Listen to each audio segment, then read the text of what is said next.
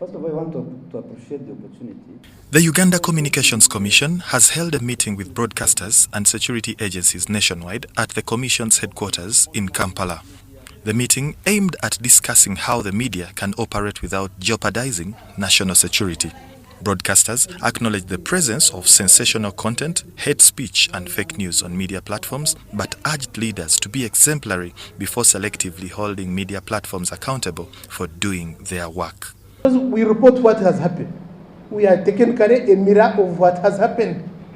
So sometimes when you see in the mirror and people are reporting that the mirror is showing you something bad, even if you box the mirror so many times, the mirror will show you what is happening. And also I want to emphasize that you, the journalists and the media owners, you are the mirror of our performance. If we don't want you to do bad things or to expose the bad things we are doing, we should avoid doing them. According to what media is reporting, I think it's not good for the country. What can we do? So in that context, we will stop blaming the media. I will blame a journalist who stage manages a scene and covers it himself. That one we will not agree. But you see a journalist yesterday who was covering in Kawempeth, the by-election. A journalist is beaten to an extent that an eye is almost cracking out. On behalf of government of Uganda and on behalf of the president, who is the commander-in-chief of the armed forces, we need to take apology.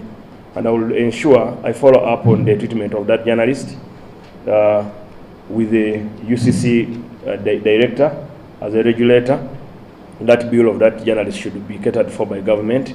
But we should not have these fights. We just need to have dialogue and see it once in a while the way we have done today.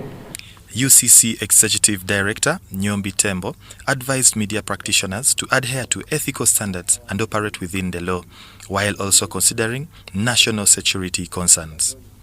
The verification levels you need to achieve before you report on anything security.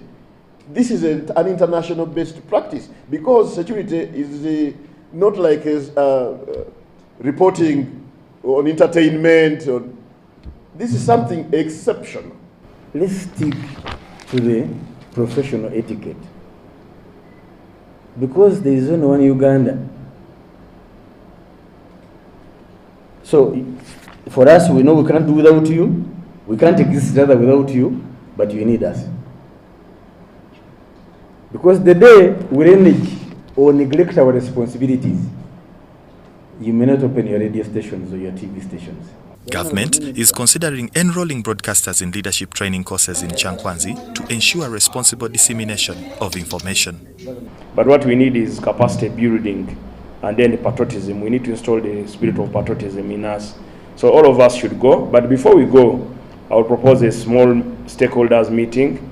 Your representatives will either meet His Excellency the President or General Moscow Rugaba in the shortest time possible before the deadline set for the Chankwanzi retreat.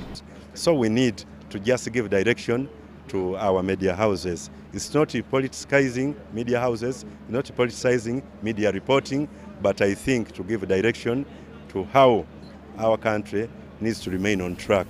Government has committed to revising the license fees for media operations to help promote government programs.